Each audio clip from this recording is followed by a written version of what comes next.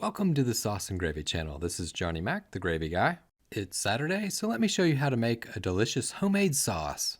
A classic French mother sauce, a bechamel. And I get a lot of questions about what can you make with a bechamel. So I'm also going to walk you through step by step how to make a cauliflower au gratin, a perfect recipe for a bechamel. Begin with the cauliflower, round up a sauce pot, fill it up with water, add some salt, bring it to a boil, and drop the cauliflower in. For this particular recipe, I'm using 1 head of cauliflower that's been washed and chopped. Bring it to a boil, then reduce the heat to a light simmer and cook for 5 to 6 minutes or until the cauliflower is tender. Strain it and put it to the side for later, and now let me show you how to make a homemade bechamel. Round up a saucepan, turn the burner up to medium heat, add 4 tablespoons or 56 grams of unsalted butter. Melt the butter down, and then you can reduce the heat to low to medium and sprinkle on the flour. 4 tablespoons or 32 grams.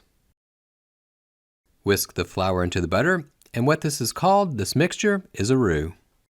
Frequently whisk and watch the temperature of the pan. If it's too hot, turn it down. You definitely don't want to burn the roux.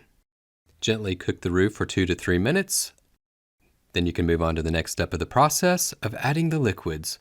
2 cups or 500 milliliters of milk. Have you ever struggled to make the perfect sauce? Wait no longer. Sauces made simply by the Sauce and Gravy channel chef Johnny Mac is a must for your next holiday feast or weeknight meal. Delve into a selection of savory and sweet sauces as well as rich gravy recipes, with easy to follow step-by-step directions and QR codes that will take you straight to the channel's video recipes. You will be able to visualize the sauce making process and improve your sauce making skills while delighting your family and friends. Order now and get your copy today. Links are in the video description and comment section below. Whisk the milk into the roux. And here's a secret for you to have a lump-free sauce every time. If you pour a cool liquid into a hot roux, or vice versa, a hot liquid into a cool roux, it'll be lump-free every time. Frequently whisk and try to get all of the roux up off the bottom and the sides of the pan. You might want to round up a spatula just to try to get the roux out of the edges of the pan. Gently bring to a simmer over medium heat. Once it starts to simmer, you can reduce the heat down and cook the sauce until it's thick and can coat the back of the spatula or spoon. Check it out, this is the consistency you should be looking for. Whenever you spoon the sauce over the top, you can see a ribbon on the top of the sauce. Now that you've reached a good consistency, you can remove the heat and add some additional flavor. Sprinkle on a touch of nutmeg, a dash of white pepper, and a touch of salt. Give it all a quick stir, and that's it. That's how you make an easy bechamel. Great, so the cauliflower is ready, the bechamel's done. Now let me show you how to make a cauliflower au gratin. Grab a baking dish. I happen to be using a size 12 au gratin dish. Add a touch of bechamel to the bottom and try to spread it around as best possible.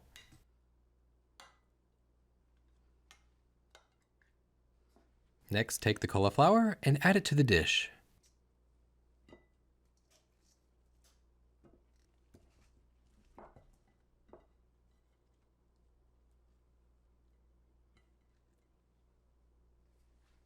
Add some cheese to the top of the cauliflower. I happen to be using roughly about half of a cup of Parmesan. And you know, the great thing about making something homemade is you can make it how you like it. If you'd like to use a different cheese, go for it. Why not? Gruyere would be a wonderful substitute. The next step is to pour the remaining amount of bechamel sauce over the top. Try to cover the cauliflower as best you can with all of the sauce.